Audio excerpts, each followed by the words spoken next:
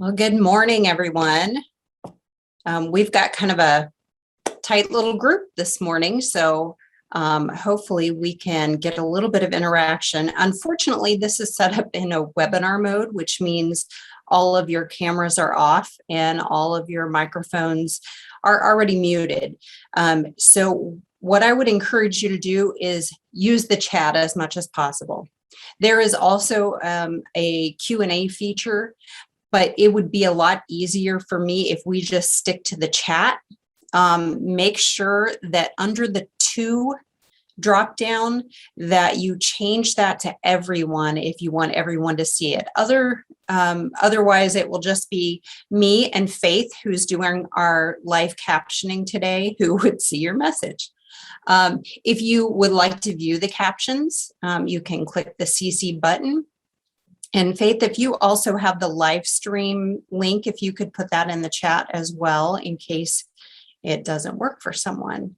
But we appreciate having that feature. That's part of MTSS, right? That's part of making sure that everyone gets what they need, is making sure that we have this available in lots of different ways. Even though most of you probably do not have a hearing impairment, sometimes you just like to have the closed captioning on.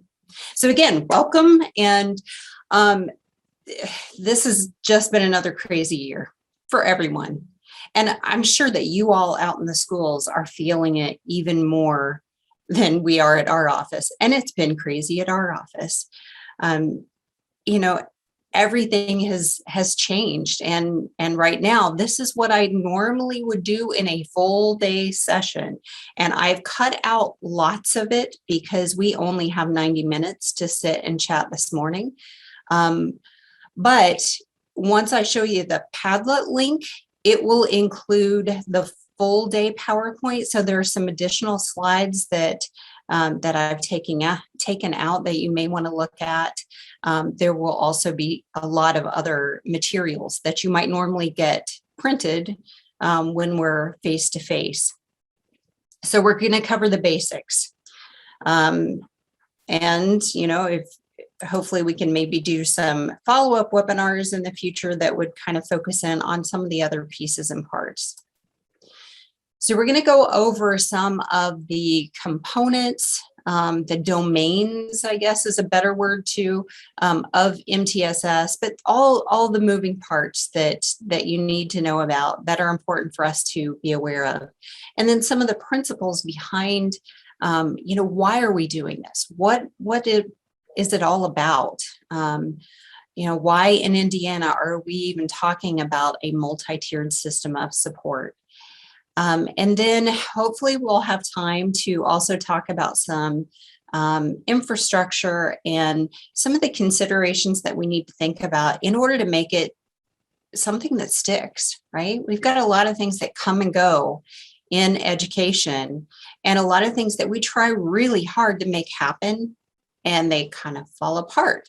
So as we look at the different things that help make this something that is likely to really take hold within your school, your district, or even if you're just talking about within your classroom. There's nothing that says that you can't meet the needs of all kids within your classroom, even if the classrooms next to you aren't on board. So we'll talk about that a little bit as well. So these are what I'm hoping you'll walk away with. But again, I know it's 90 minutes, so I'm going to do my best with this. And you stick with me as long as you can. And if we run over a little bit, I won't be offended if somebody needs to leave because I know we're all on crazy schedules. So this is the link to the Padlet.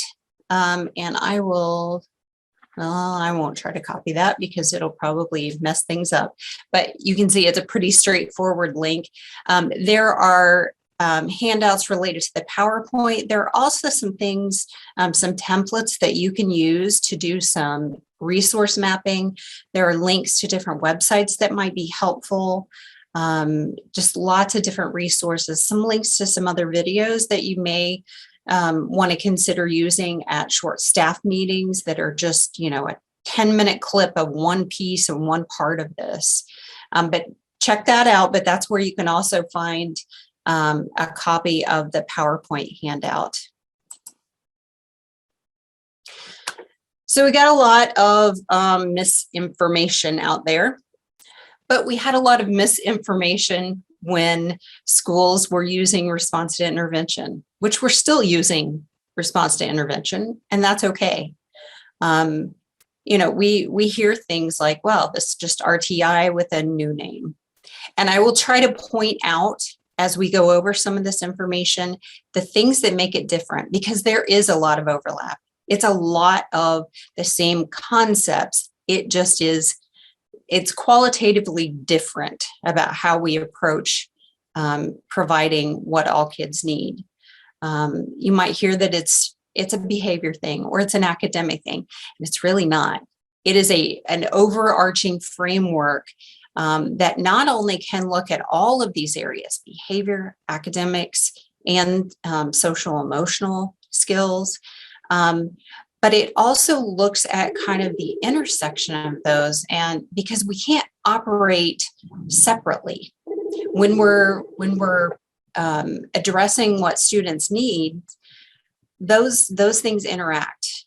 And if you're not taking stock of the whole child and what they need, then we're not really meeting everything that we need to for a student. We do know that there are things that come and go in education. There really are. The pendulum swings, but this isn't really, it's not a program. It's not a particular practice.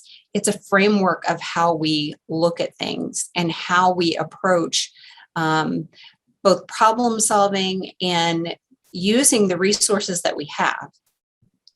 Unfortunately, we don't get more resources. We don't get more time. We don't get more money.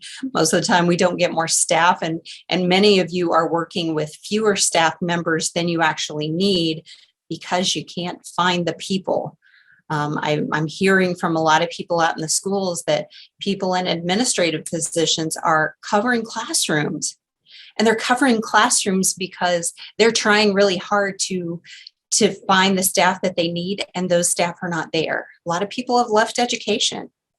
And so we do what we need to do in order to make sure that we meet the needs of all students. So it is not going away. And I'll show you a little bit about Indiana's ESSA plan here in just a minute, and that will make a little bit more sense for why it's not going away. It's not a special ed thing, but it's also not a non-special ed thing. I think there were a lot of schools that when we used to use response to intervention, somehow when a student qualified for special education, they were left out of the interventions that were being used for everyone.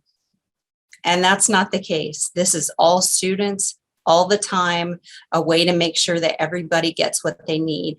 And again, I will try to make sure that this is loud and clear as we hit those points that help point out those things. It's also, it's a tiered system. I mean, that's part of the name, multi-tiered system of support.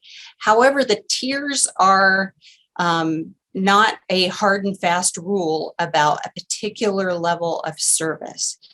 The line between different tiers is so blurred. It's just to give us a sense of that as kids have more needs, whether it's needs for remediation or needs for things that are different, or needs for extension. As those needs increase, so do the services. They increase, they become more narrowly focused to make sure that we're meeting the needs. But there is no tier 3 student. There's a student who may have a particular tier 3 need, but there are no tier 3 student. It's kind of like using that term, well, that's a special ed student, or that's an EL student. No, those are students first, but then they're students that have particular needs. Again, it's not asking you to do things necessarily in addition to or different. It's about taking all the stuff that you do and helping to coordinate that better. And really connecting those things so that we're not continuing to do things that aren't giving us good outcomes, and that we're really capitalizing on a lot of the existing programs. And I think many of you may have things like outside community mental health services that are happening in your buildings, or you may have some after school programs, or you may have some fantastic things going on within Title I, within your EL supports, lots of things going on. And it's a matter of trying to connect those things so that we're sharing data, that we're building on the successes of things that are happening in all of these different things. So again, it's not really about you need to go out and buy something new, or you need to hire somebody who can come in and do these different things. You're probably already doing much of what you need. It's just a matter of streamlining those things. All right, so Indiana's Every Student Succeeds Act plan contains this graphic, and I think many of you have probably seen this graphic before. It originally really started in the Office of Special Education, but over time, it became Indiana's graphic for this is how we instruct students. This is how we do good stuff. And most of it just makes natural sense, right? Collaboration. We have to work together. We're all in this to make sure that all students get what they need. We have to have good, solid instruction. We have to have a solid curriculum.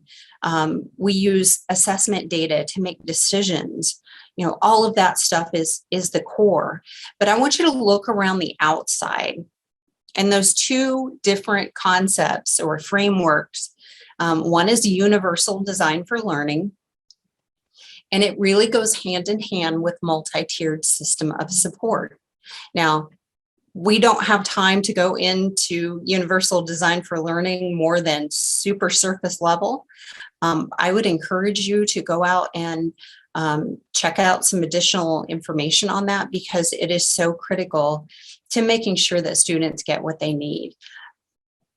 Really bare bones explanation of UDL is that we are planning ahead as we design learning for students that keeps in mind that students engage in different ways, engage with the learning, which we know is incredibly important, that students take in information differently, they learn it differently, and then they also show us what they know in different ways.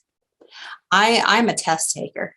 You give me a nice multiple choice kind of test, and I can rock that because I really operate well that way. Other kids will, even if they know the material, will bomb a test, but they can probably tell you or show you in another way what they learned. And that's what we're interested in, is making sure that they give us what they know. But that is UDL, and that's kind of a whole different training. I will show you some resources at the end of some great national resources for universal design for learning. But again, it goes really hand in hand with a multi-tiered system of support. So since Indiana has said within their plan, this is how we educate students, we need for this to spread. We need for schools out there to say, okay, we're not going to just teach the way, or we're not going to expect all students to be able to respond to the way we teach. We're going to shift to teaching and providing what kids need in a way that students learn, and everyone learns differently. So that's a lot of what MTSS is about. Within the ESSA plan, Indiana has some guiding principles related to MTSS, and all of these are important. And you'll kind of see as we talk about these different things, I think there are probably three that stand out to me that are very different than old thinking with response to intervention. The first being, this is everybody, all kids, all educators, we are all in the triangle, and you'll see the triangle. You all know the triangle, but it is everybody. Nobody's ever outside of the triangle, meaning this is what we do for all kids. The second would be that we really are focused on the whole child, that we are not parceling out. You have a reading concern, and so we're going to tackle that with our reading team. And then we have a behavior concern, and we're going to tackle that totally separately. We're looking at how that all fits together and how we might support reading that also encompasses maybe what my behavior needs are, or what my social emotional needs are. The last one I really want to point out is culturally responsive practices. So we know that certain interventions work really well for certain kids, and for other kids, they may need something different. And so as we develop the kind of programs, the kind of curriculum that we use, the kind of instruction that we use, the behavior supports that we use, we have to think about what are the needs of the kids that we have, because we have a huge gap between the performance on a lot of different measures of different cultural groups, different ethnic groups, different financial groups. We have kids who are struggling, and we know that we say all kids, right? We have all kids that we're offering these things to. However, some of our kids, even if it's available to them, may not be able to benefit from certain things that we set out.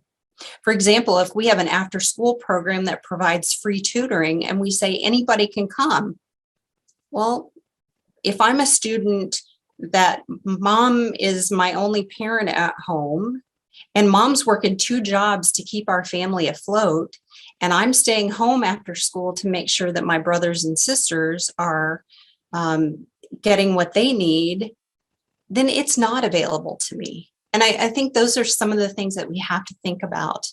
There are lots to consider in what we provide for students, but we have to think about how do we make sure those programs are truly available to everyone. So it's kind of a little shift between, we used to think about, okay, this kid's not performing where we hope they would, and what's wrong with this kid and how do we fix it, right? It's that old wait to fail model of, all of a sudden your problem is big enough for me to take notice of, and now we've got to see how we can fix you. And really this shifts more to a preventative kind of model and thinking about what are the things that are setting this kid up to learn or to not learn. And it really focuses more on what can we provide to make sure that those conditions are set up in order for the student to be more successful. So again, anytime along the way that you guys have questions, you can type those in the chat and just make sure to mark for everyone to see. All right, so talking a little bit about that whole child approach, and I just want you to think about things slightly differently. We know we have the triangle, and we often think about where does a kid reside, right, in the triangle? And I used to work in schools that we had data walls, and I loved data walls. I'm a school psychologist by background, and data is my thing. But what we found as we created a lot of those data walls is that my position in the triangle was very, very skill specific. Meaning if we switched from reading comprehension to decoding skills, or if we switched from math calculation skills to my social emotional skills, I'm in a different spot on the triangle. So we can't ever think about a kid as being a tier 2 kid, a tier 3 kid, anything like that. It really is more that everyone is their own triangle, right? This is me. I've got many, many things in my life that I just need the supports that everyone gets. Whatever everyone else gets, that works for me, and I'm plugging along just fine. Then I may have a couple of things that I feel like I need a little bit of extra support. Maybe I need a little pre-planning. Maybe I need to be in a smaller setting when I learn this. Maybe I need to rehearse something more often. And then I may have one or more things that I need some pretty intensive support. For me, it's balancing a checkbook. I gave up on balancing a checkbook many, many years ago because I could never get it down to the penny, and it drove me a little crazy. And I tried many different kinds of supports to make it happen. And it just, I don't know what the problem was, but it just never happened. So if we think about kids in this sense, and think about what all of their different strengths and challenges are, it helps us to think a little bit more about, what kinds of needs might we be able to support, and sometimes being able to support those through knowing what our strengths are. So this is what the general framework looks like with the MTSS domains. And I will tell you that on the Padlet, if you go to the first column, one of the handouts there is a fillable sheet related to these domains, because what you might want to do with your school team, especially if you're attending this today, but you don't have your teammates with you, is think about what does your team already have in place related to these different domains. And we're going to, as long as we have time, we're going to dip into each of them, but we're going to go a little more heavy into the fifth one, which is multiple tiers of instruction and intervention. Okay, so we're going to dig into that first. And we're going to start with the most important tier. And I want you to rehearse that in your head. Tier 1 is the most important tier. If we don't build a solid foundation and plan for what we really think our kids need, then we can intervene and intervene and intervene, and you're spending all your time intervening. So we plan our tier 1 instruction for academics, behavior, social, emotional skills based on the needs of the kids that we have. Those kids may shift. Next year, you've got different kids. You may have different staff. You may have different, different community groups that you're working with. All of those things shift. And that's why we're always shifting what we do slightly in education. We make those tweaks to make sure that we're trying to meet the needs of as many students as possible with what we do every day as core. So we have to use good stuff. That's where it starts. We're using evidence-based programs and practices. And I will show you some websites at the end where you can find some good, solid evidence-based programs and practices. But I bet most of you are already using things that have got some research behind them.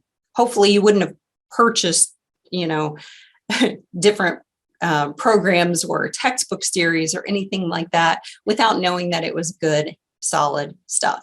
But if you think about what you do for tier 1, it's beyond textbooks and programs, right? It's things like, how many minutes do we provide for different areas of instruction? What do our kids need? We know that at elementary school, you've got to give 90 minutes of uninterrupted reading instruction, right? But what if your kids need more? What if most of your kids really need 120? Then that's what we do. That's what our tier 1 is. Otherwise, you give 90 minutes of reading instruction and you got 50% of your kids still struggling. And so you have 50% of your kids that you're providing additional intervention. Makes more sense just to build it into the tier 1. Many of you also may have things like a specific program in your school, like character counts, bully proofing your school. You may have a very specific set of rules that you're using, the minutes that you use between passing periods, how many minutes of recess do you provide? Everything that you do is designed to meet the needs of the kids that you have. So we always think about, okay, what do we want all kids to be able to know, understand, and do? What do we want them to learn? How are we going to know if they've learned it? So we set up assessments to figure out, are they there or are they not? And think beyond iLearn, right? We don't necessarily start the year saying, I want all of my third graders to be able to know all of the different material that's on the iLearn.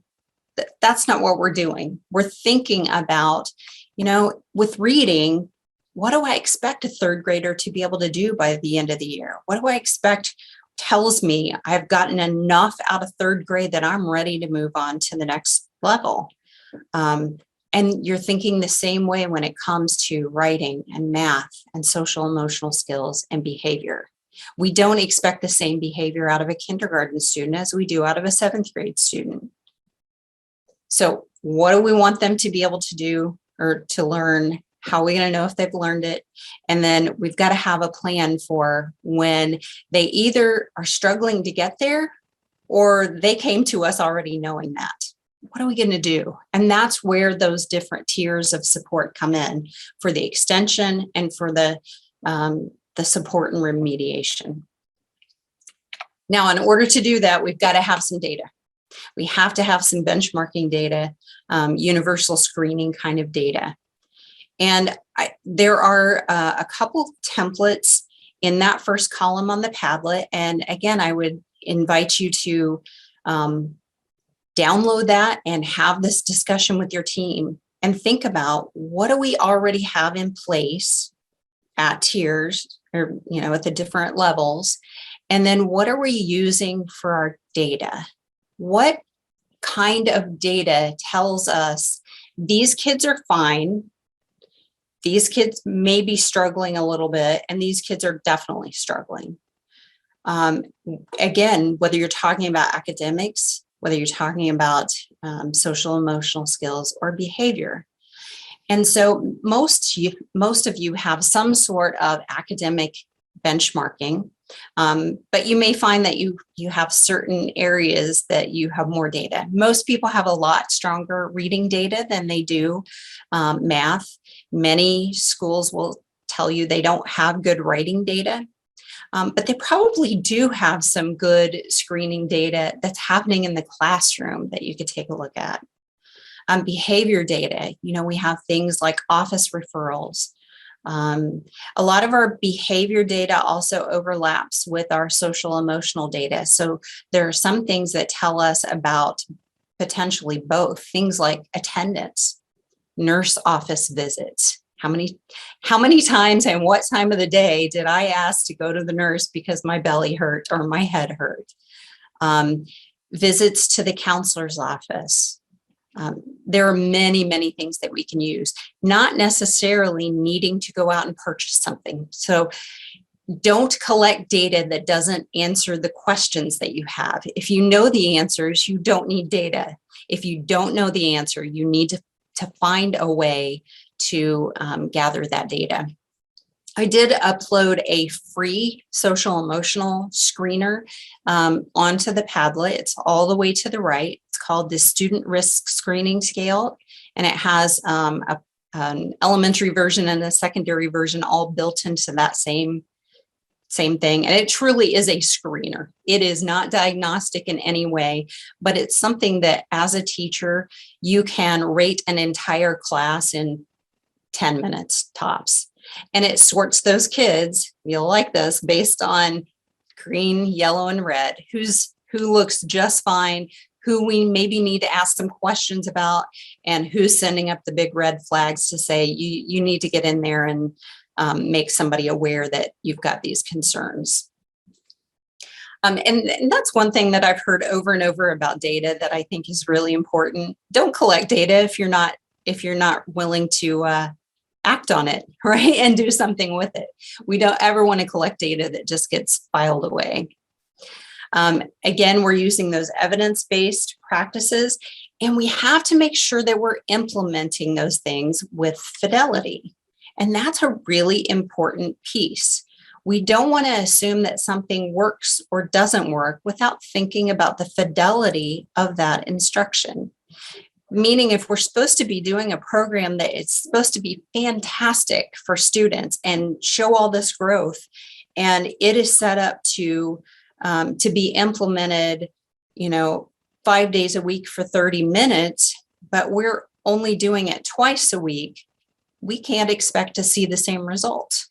So it's good. And if any of you on here are administrators, I would encourage you, as part of your walkthroughs, when you go into classrooms, look for what is the fidelity of the instruction that's happening. If you're using a particular reading program and it's partly scripted or needs to be happening in a certain order, is that happening? If not, that is a great place to build up that tier 1 with good, solid skills. All right, I'm going to keep moving because I know our time is pretty limited here. Okay, so as you're thinking about tier 1, and I don't necessarily want you to do this now, but again, I want you to go back with your teams and think about what are you already doing at tier 1? And is it paying off? Is it providing what is needed for about 80% of your kids? If not, what can we build into tier 1? Do you have the data that you need? What is being used with everyone? Now, I want to point out one more thing before we move on to the next tier, and that is that the tiers are not a location. None of them are a location. Meaning, if my core instruction in reading is what is being used for all 4th graders in my 4th grade class, then that is my tier 1. But we do have some students who receive their core instruction in a different location, such as maybe a resource room for special education. That's my tier 1, right? That was designed as my first best instruction to be able to give me what I need. Now, if that is not enough, then we're moving into tier 2 supports. But again, I want you to think about tier 1 as first best instruction, not location, not instructor. None of those things are dependent on how we would kind of conceptualize this at tier 1.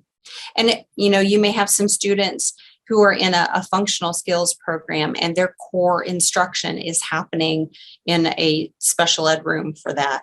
That is still their core instruction. That is what we think is going to move them from point A to point B. And we've set it up to try and meet their needs using that instruction. So again, if you go back to the Padlet, there is there's a template that you can use to start sorting some of this out, and it kind of looks like this. And this particular one was filled out by a school corporation that we were working with, and they were starting to map out what do they have going on at the different tiers. And they did this both for their instructional practices, and then they also did it for the assessments. And you can see that it was pretty evident, kind of your first round of looking at this is, wow, we don't have as much for social emotional as we do for academics and behavior. Now, if you don't have the super strong needs for any additional things at social emotional, then this is okay, right? It has to be, are we meeting the needs of our kids using the things that we have in place? So you can see some gaps, but those gaps don't necessarily mean that you're not doing what you need to do. We have to always layer that back on what are the needs of the students that we're working in. Again, when you do this for assessment, a lot of people find that they're not sure if they have all the data that they need for behavior or social emotional skills, or any of the other things too. This is also a good opportunity as you map some of these things out to say, okay, well, we're using these different things to support academics. Are they paying off? Are they giving us what we wanted? Are they helping us to see growth in students? Are they helping us to see growth in all students? Are we missing pockets? We always have to take that cultural lens and look back and say, yes, this is great. And it's wonderful when we can fill up a page. But if we still have groups that are not successful, what else could we maybe put in, or things that we have in existence that we could tweak to help make this even more effective for all students? All right, we're going to move into tier 2. And tier 2, I really like what a lot of schools are out there doing at tier 2.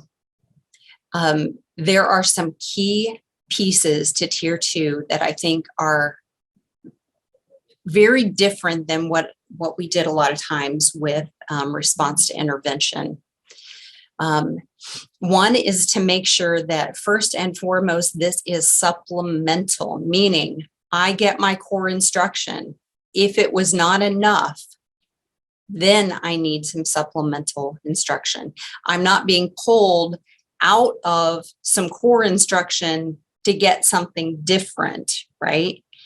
If so, that may be my tier 1, but I'm not really providing anything additional if I don't get my core.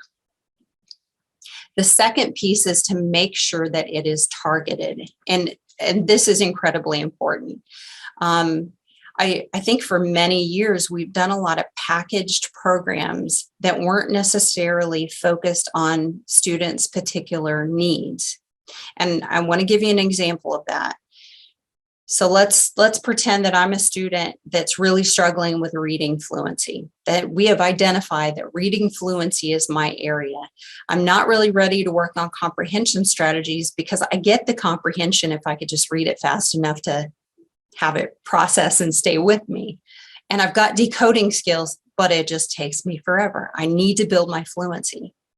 Many schools have in place just a reading support time, right? So anyone who's struggling with reading may go into that group, and that group may work on vocabulary, decoding, phonemic awareness, comprehension, and if we're lucky, a little bit of fluency, right? But when you've got 5 to 7 kids sitting around in a group, and maybe we're only in there for half an hour, but let's say we've got a half an hour, 5 days a week, that sounds like 150 minutes of supplemental instruction a week. Okay, that would be fantastic. But if my need is reading fluency, and maybe if I'm lucky, I get to read out loud and work on fluency 2 minutes out of that 30-minute session, then suddenly, yes, I have 150 minutes of supplemental reading support, but I really only have a 10-minute a week reading fluency support. So think about that. 150 minutes sounds like, wow, we're doing some wonderful things. 10 minutes a week doesn't sound so good when that was what my need was as a student. So I was in some schools recently looking at their MTSS practices, and I was at a primary building, and they had students in groups working on letter naming, students in groups working on phonemic awareness, students in groups working on reading fluency. They were targeting that need so that every minute that they were spending during this time is focused on what I need and not focused on the things that I maybe already have or the things that I'm not ready for yet. And I think that's really, really important. So always thinking about how can we target that down. And I think making sure that we recognize that if I get pulled for, whether it's in the back of the room, whether it's at my desk receiving it on a computer, or whether it's down the hall or out in the hall, again, it doesn't really matter. Tier 2 is not a place. But if I'm doing that, I am missing something else, right? We don't get more minutes in the day. So it is really important that we always think about, if I'm going to give this to a student and they're going to be missing something else, it really is on me to make sure that this is a worthwhile thing. This is having some impact. And the only way that we can do that is by assessing them. So if we think about where are the students performing and what are we hoping to get them to, and also thinking about the time that we have to get them there. There are certain skills that grow at faster rates or slower rates depending on the age of the student. There are some things that grow tremendously and then taper off. And thinking about where they are and how much time we have to make that improvement is a lot about helping us figure out the dosage. If you go into a doctor's office with a runny nose like I've got going on today, they're not going to give me a high-level antibiotic because I don't necessarily need that. And it may not actually be targeted to what I need. But if I come in with an open wound, they're also not going to put a Band-Aid on it. And I think we always have to think about those questions about where am I starting? What rate have I been growing at so far? That's going to help me figure out how much do we need to add in for this student. So there is absolutely nothing that says if I'm a new student in a building and we're starting off this semester that I have to experience some tier 2 support before moving on to tier 3. It's not a pathway. It is really more about what do I need? I may be out for 3 weeks for appendicitis and come back with a tier 3 need of just filling in the gaps, and then be fine. We just always have to really consider what's going on with the student to make those decisions, because whether we call it tier 2 or tier 3 really doesn't matter. What matters is that we're trying to address those needs in the best way possible. Now, one thing that I would encourage you to do is think about your progress monitoring and making sure that in most cases, what you use for progress monitoring is not the same as what you used for benchmarking, because benchmarking is a lot more global, right? We're looking at overall reading, overall math, overall behavior, that kind of thing. And as those students kind of have those little red flags pop up, then we ask some questions to think about what do they really need. And we're using a lot of classroom data to figure those things out. Well, with tier 2, now that we are really focused on a particular area, we need to make sure that progress monitoring, whatever assessment that we use, is also focused on that area. So what I wouldn't do is say, oh, I've got a reading fluency issue, and then you're going to use STAR reading or something like that to see how I progress over time, because that's probably not going to tell you anything about my reading fluency. You're going to use a reading fluency measure, words per minute. And the same thing when you're talking about behavior. Maybe you looked at data like office referral data or attendance data, and we're putting something in place that is specifically looking at raising my hand in class, because that's been a big issue, right? Well, office referral data may or may not tell you anything about what's going on with that.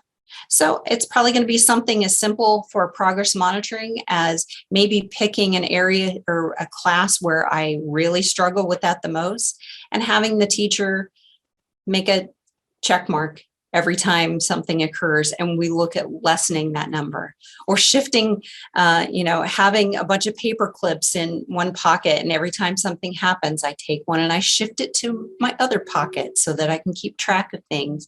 But you're not going to do it all day, every day. You're going to do it in a smaller setting so that it's reasonable and manageable.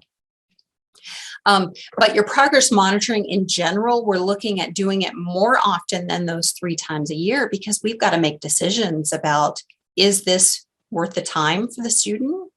Are they getting what they need out of it? Are we seeing those small increments of change? So the general suggestion is about 1 time a month. You may need to make that a little more frequent. depending on the area that you're monitoring. In general, behavior and social emotional things, we tend to monitor even a little bit more frequently, but one time a month is kind of the general guidance. And then these next two bullets are the same at every tier. We're using good stuff. We're using evidence-based, research-based methods to support students. And we also have to make sure that we're always implementing with Fidelity. And those little Fidelity checks can be just built in. One thing about Fidelity, 99% of teachers or administrators or psychologists or anybody else who's out there working with kids is not doing things wrong on purpose, right?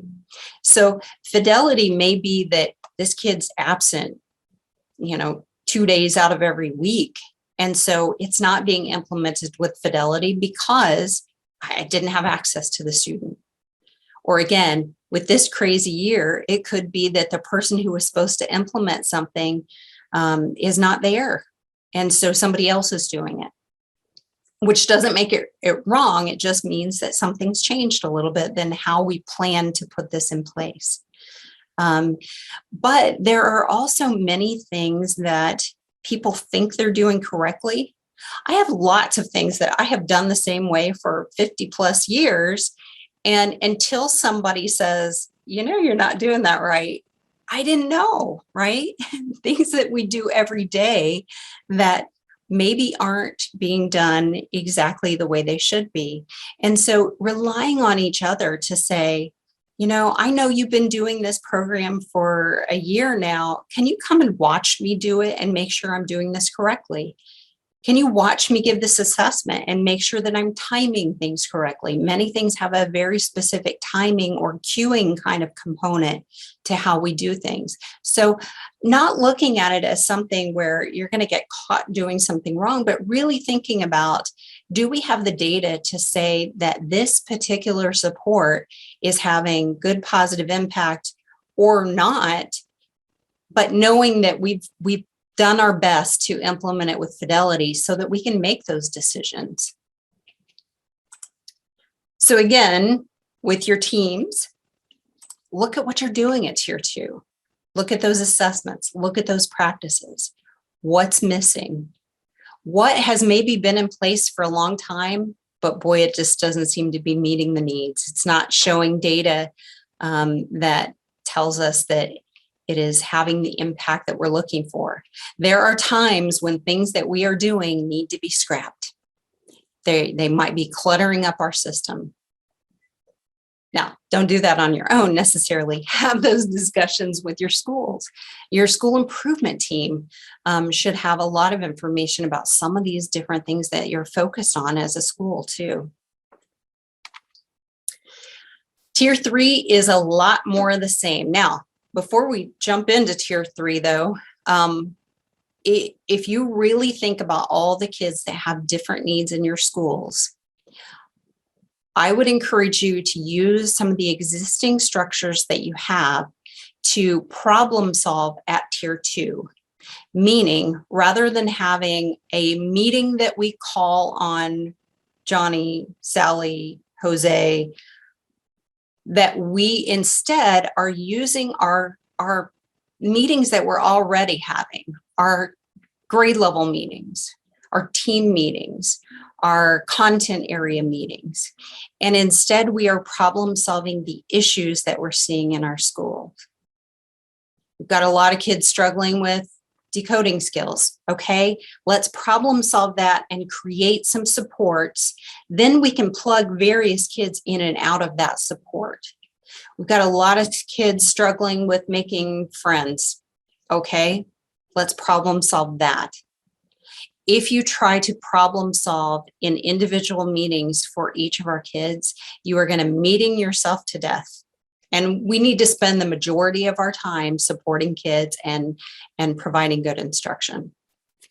Now, that being said, as you move into Tier 3, this is such a small percentage of our kids that we need to make sure that we are having those individual meetings, that we're completing that good paper trail to basically identify what kids need, but also show that we are trying all these different things.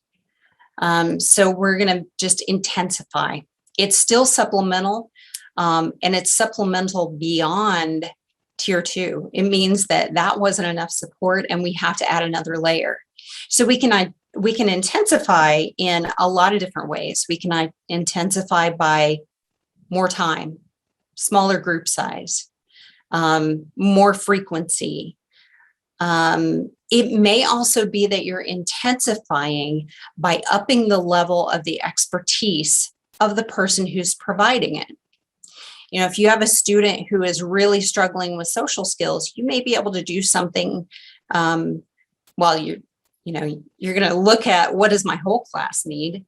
But then if you have to do some tier 2 supports, maybe that's provided by a classroom teacher. Maybe that is provided by a paraprofessional.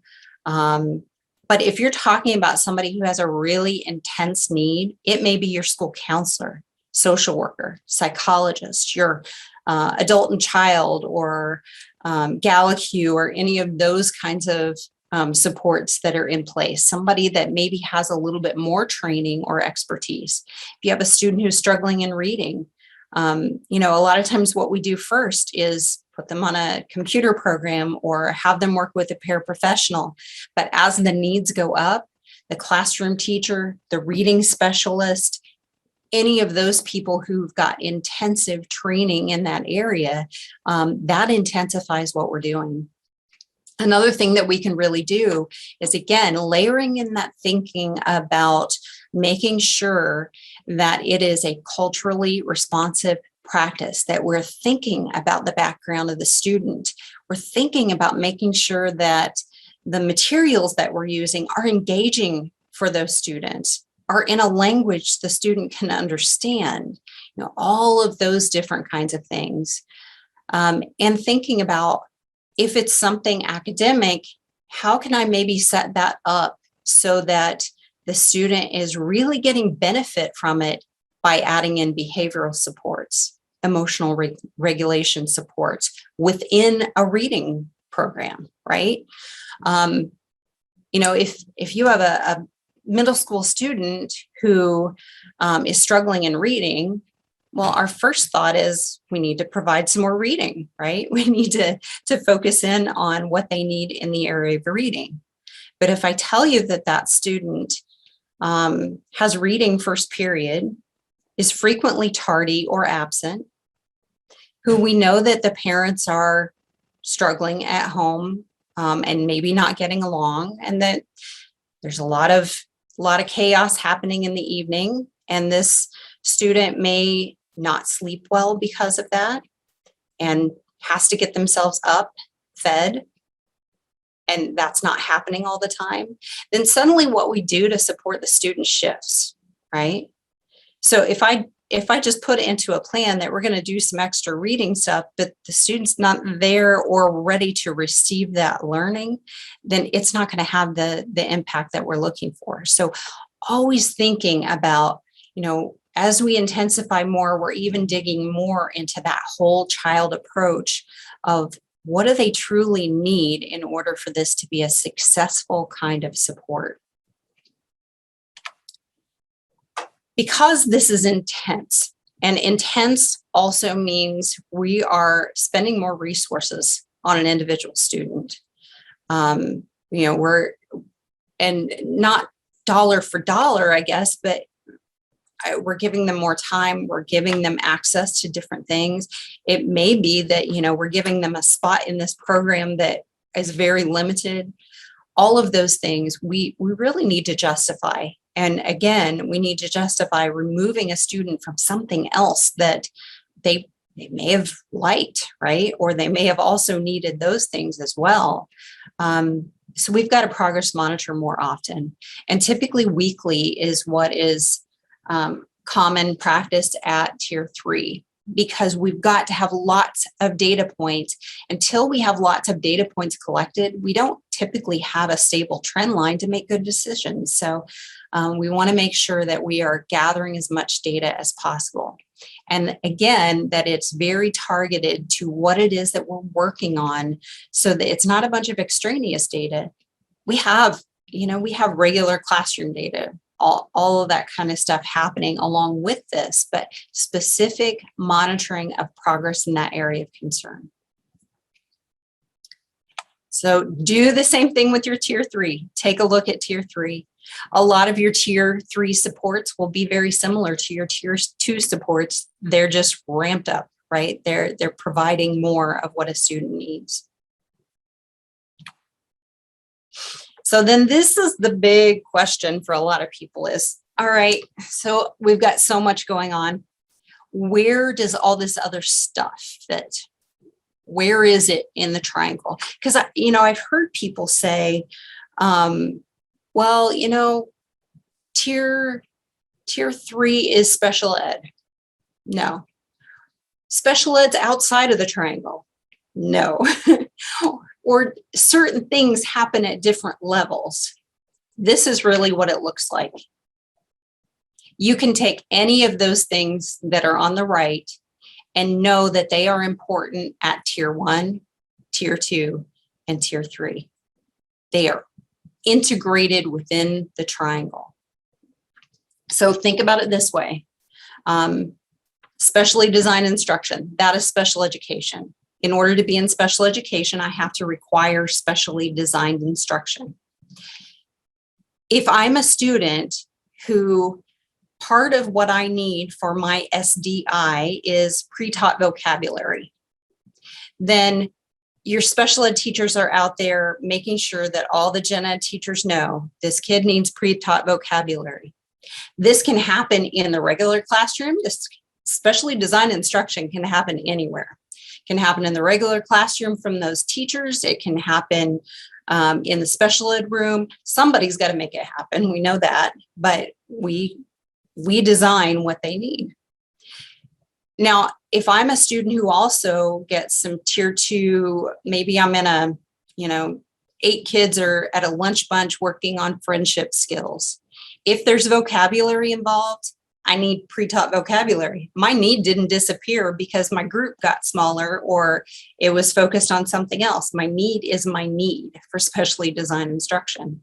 And the same thing if maybe I'm only with one other student and we're getting some intensive math support, I still need pre-taught vocabulary. Same thing if you're talking about accommodations. Same thing if we're talking about culturally responsive practices. We need to be culturally responsive in what we do every day, but we also need to think about it as we design those tier 2 and tier 3 supports. Every one of these things fits in that same way. One other one I would point out too is differentiation, because we often think, we differentiate in the classroom, which is hard enough, right? It's not an easy task, but we do it because we know that that's what's right for students. But we often think about, okay, well, when we go into tier 2 or tier 3 groups, they're smaller, so we don't differentiate. But we do. We still have to, even if I only have 3 kids in a group, those 3 kids may need things slightly differently. So we always want to think about how can I make this work for this particular kid?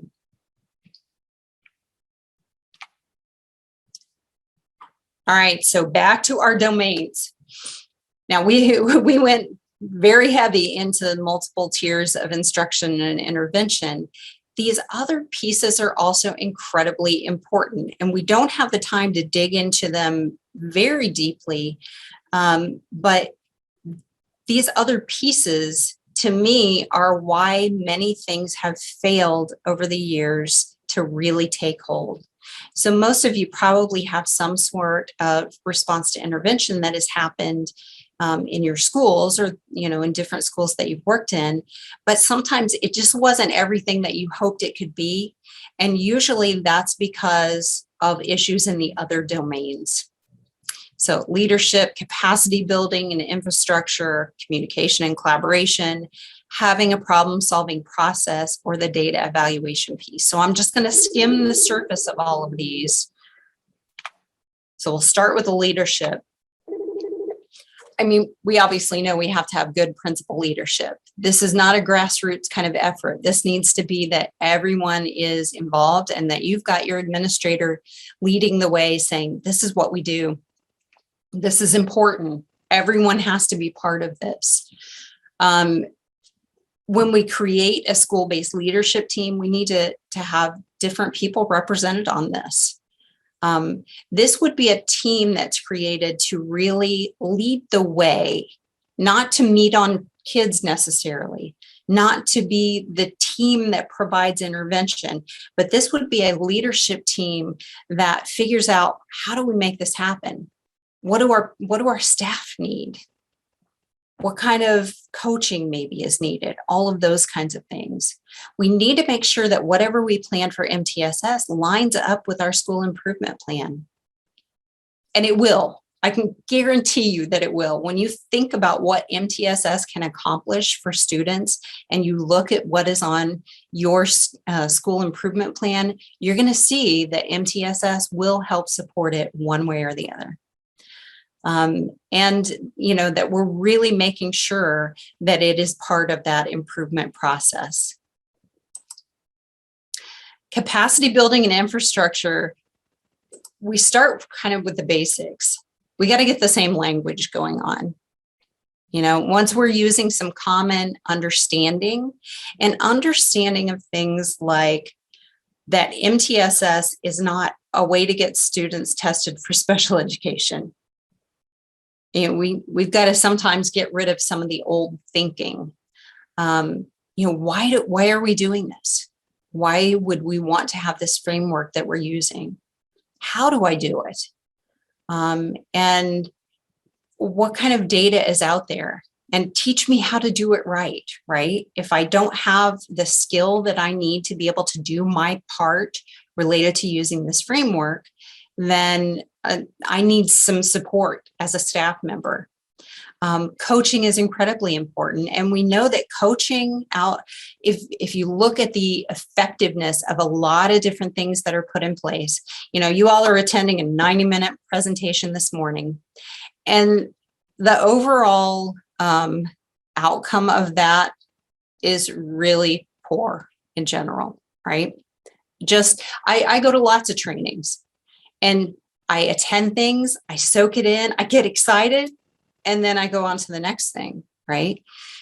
The coaching piece will make or break anything you do. So having some staff identified as when you're ready to do certain things, that you've got a go-to person. You've got somebody who can come in and take a look at what you're doing. You've got some additional supports beyond just being on your own in your classroom, because that is hard. I think teachers probably feel more alone than people in professions where they may work alone, because you get so isolated sometimes in your classrooms. So coaching is really important. Now we want to make sure that the coaching support, though, is around how to do things, answering questions, but not, again, coming in and necessarily doing everything. We also have to make sure that the schedule allows us to work together. I heard some schools recently talking about some of the things they're doing and having some common planning time, which is just fantastic.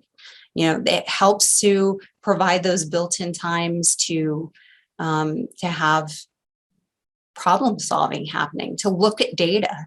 But there also has to be time that the interventions can actually occur. If there is no carved out time or a way to make this happen, then it all sounds really good, but it can't happen, right? So we have to think about, is there a little bit of flexibility in the schedule? I heard someone say recently in a training that you have time for what you make time for. Now think about that.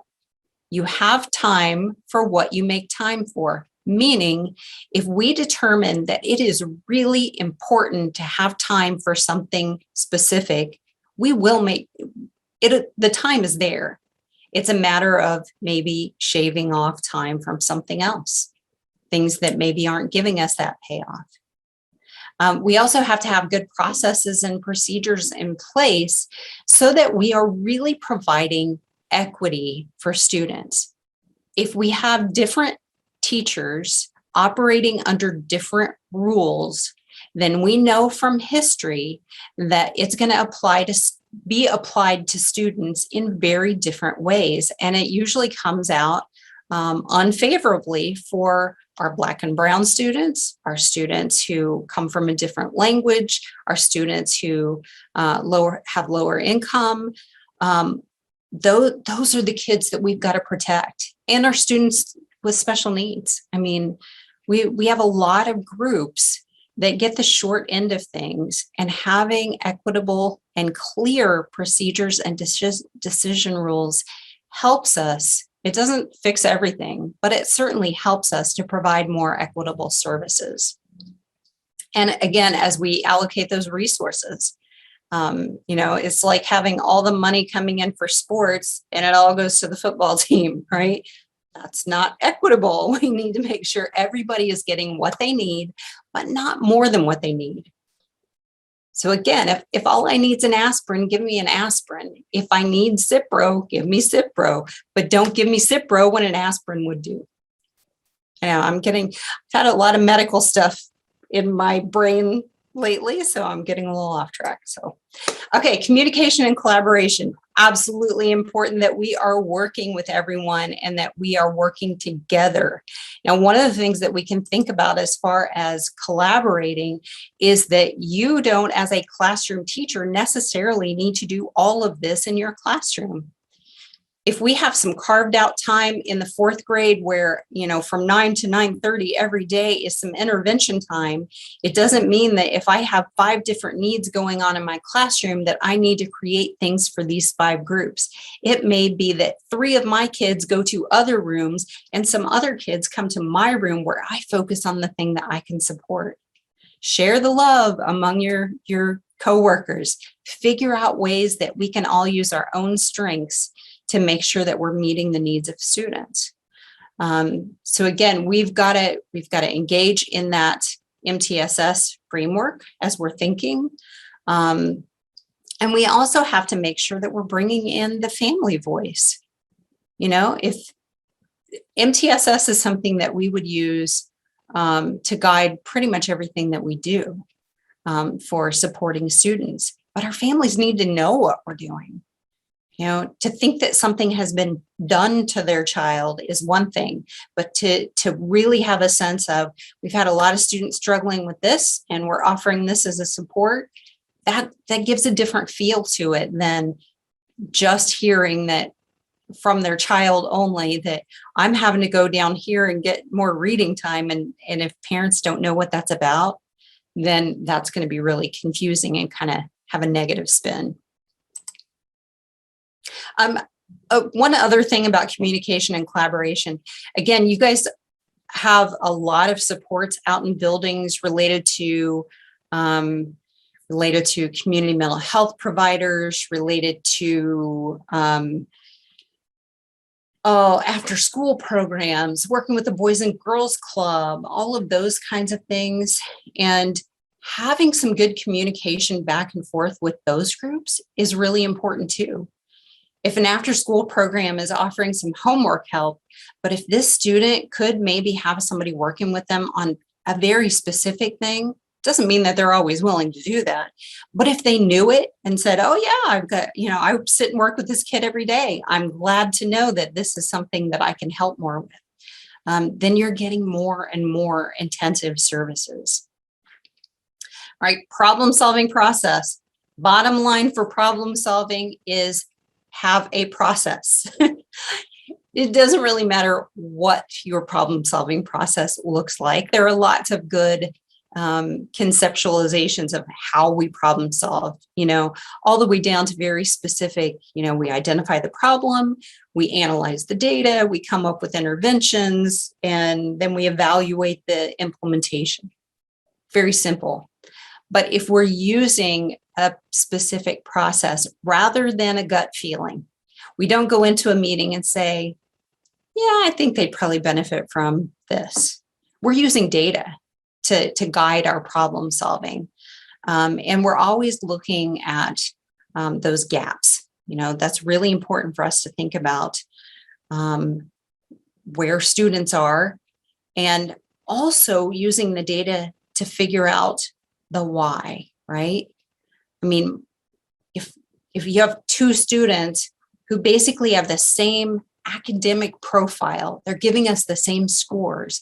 They may be giving us those scores for very, very different reasons. And so using that data to say, yeah, I had 3 kids on the NWEA that showed up low in this area. But now when I look at some of their classroom data and I look at their performance on different things, they're getting those scores for very different reasons. And sometimes it's a matter of digging into those scores. Many of our benchmarking kinds of assessments will also let us dig deeper into the different pieces and parts that made up that score and give us more information there. So problem solving is very important. And we're problem solving also on things like, our disaggregated data. What are the patterns that we're seeing among different groups? So again, we're layering in that culturally responsive practice to make sure that we're not just adding something for the sake of it's a need, we're adding something that we think is really going to target our students that we're working with and that are struggling. And we're problem solving on how MTSS is going. Like as a group, we're talking about not only the problem solving related to students, but we're doing really well with this part of MTSS, but maybe not over here. Maybe we need to beef up our communication, or maybe we need to build more capacity. Problem solving that as well. So again, I wish I had time to go into that a lot more, but I think the surface is all we can get to today on that. The data pieces, again, we need data that has a purpose, right? We don't collect data just for the sake of collecting data. We need data to tell us who's at risk. And in many times, we collect data that tells us what we already knew. So, the students who are doing exceptionally well, you don't need a test to tell you that, right? You already knew it. The students who are really struggling, you already knew it. It's the in-between group that we're never quite sure, do you need some extra support or not? And that data is very helpful in determining that. So who's at risk? Why are they at risk? Are they making progress when we put things in place? Data that helps us figure out what we do.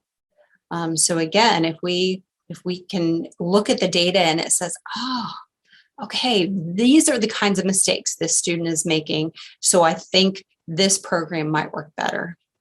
And then looking at when did they reach that goal? When are they at a point that we can say we can back down some of these extra supports because they are doing well? Again, back to some policies and procedures. We need to think about those decision-making rules so that a student who is really struggling in my class and a student who is really struggling in your class both have access to what they need, that we're not following different rules for, I think in my class, this kid, I'm just going to let it go. They're going to be okay. I think they'll catch up. And in the next room, the student might be plugged into some additional resources. And bottom line is that's not equitable. If they need it, they need to have access to it. All right. So kind of another layer of thinking about data, really looking across those different tiers and looking across the different areas that MTSS covers from the framework. Do we have what we need? Do we need to add in additional data? Do we have data that we're collecting that everyone kind of says, I don't know why we do that, because we get that data from another source. If so, those are the data sources that should kind of be weeded out of your system. As we provide more intensive supports, are we making sure that that data becomes more frequent and also more targeted to the need? And then here's the kicker. Do teachers have access that is easy access to the data? So some of you may be younger. I am not. And so I can remember times where, teachers have pulled like 25 CUME files and they've got them all open to a certain page. And then they're trying to plug all this data together from how kids did on assessments to create what looks like their profile in the room. Okay, eventually you stop doing it. If it's too hard to get the data, you stop getting the data. And in most cases now, a lot of the data sources that we have, teachers have a classroom profile. They have easier access to it. But if I, as a classroom teacher, don't have easy access to look at my students' discipline referrals, my students' attendance, all of that kind of stuff, if it's too hard to access that, then I'm not going to be using that data.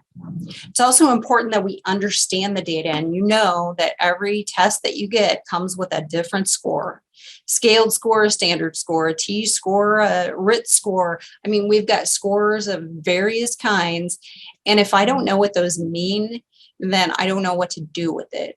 I used to have teachers report the RIT scores on NWEA, and as the psychologist, at first glance, I'm like, I don't know whether a 225 is good or bad, right? I know what some of the other scores always mean, but these, I didn't know whether it was good or bad. And so I had to use the charts and look at the norms and figure it out. So we have to make sure that that data is being interpreted correctly. All right, so then now what? Again, we're cramming a ton of stuff into 90 minutes, and I know it can kind of be like, whew, okay, now what do I do? First, I want you to think about looking at your own system, looking at your classroom, looking at your school, your grade level, looking at your district as a whole. And we have a lot of systems that are doing great things, right? They are, they're looking at improving outcomes for all students. And when they do this, they add in evidence-based practices, evidence-informed interventions, lots of things, right? That we think this is going to be the fix. This is going to be another program. This is going to be another strategy. And then sometimes we end up with a system that looks like this. So take a look at this for a second. Try to pick in the upper left-hand corner, try to follow one of these dots and see if it gets to its destination of improved outcomes for all students. I feel like there are so many things that go on in schools that have very good intentions, but they provide a lot of clutter to the system. Every time you get a new principal, every time you get a new counselor, every time you get a new superintendent, more dots get added because they want to bring their good stuff that they know and put it in the system. But sometimes we've got to weed out the stuff that's not working. And if you look around, you see a lot of things happening that happen in schools. These little guys down here at the bottom, they're trying so hard and they keep dropping the ball, right? And that happens. I don't know if hopefully you can see my arrow here, but this little guy here, like the intervention becomes what this person is about. And sometimes you just lose your head because, sometimes we have people attached to a particular program and our people come and go. And when that person leaves, suddenly everyone thinks, well, I don't know how to do it. Mrs. Jones was the one who already knew everything. She had all the forms, she had all the data, and it disappears. So when you've got this many moving parts, you need to take good stock into what's going on in our system. Some of these things are fantastic, and some of them not so much, right? Some of the things that we do because we've always done. We don't really know why we do, and we don't really know what kind of outcome they're producing, but we keep doing them. And that does happen frequently. So in order to really create change, we need to have a good vision of what does this look like? What is our plan for this? We need to make sure that our staff have the skills to be able to do it. And that's where some of that coaching and training comes in. We need to have some sort of incentive. And I don't mean like, a bonus check, although that would be fantastic, but we know that's not going to happen. But the incentive is about what's the payoff. If we use this framework, what's it going to do? And so this can really be applied to anything that we're talking about. But in the case of MTSS, we need to make sure that everyone understands that we're looking for improved outcomes for all students.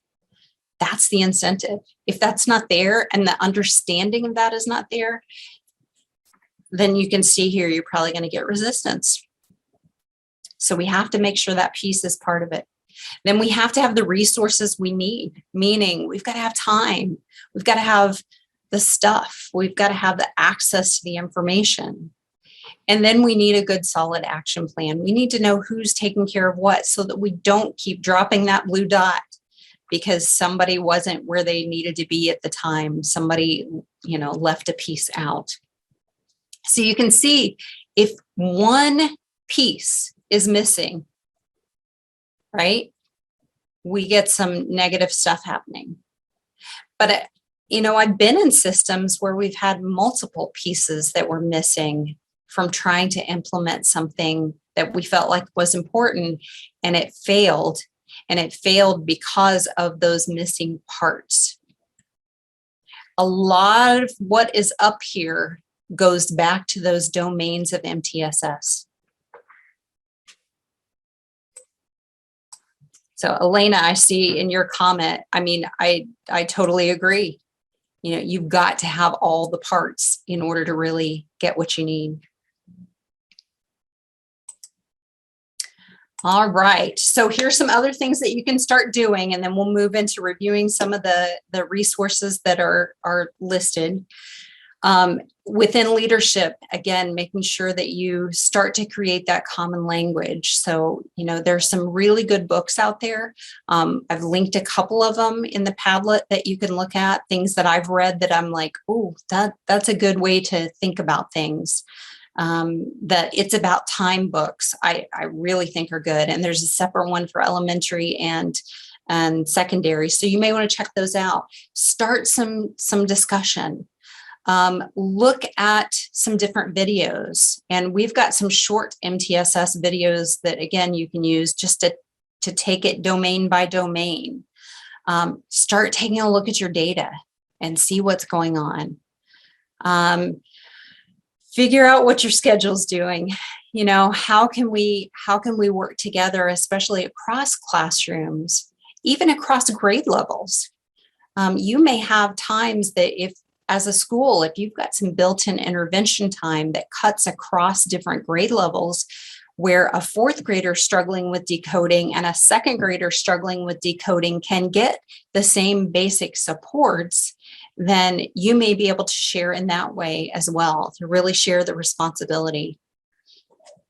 When you're talking about students that are your frequent flyers, your kids who need the most support or the most extension, what are their interests? What are their strengths? How can you tailor some of these things to really capitalize on their existing abilities? And then doing that resource inventory. So this, doing this for yourself. And again, you can look at this in your own classroom. You can look at this in the sense of, your grade level, your building. it makes more sense than doing this district wide, because your tier 1, tier 2, and tier 3 are going to be very different.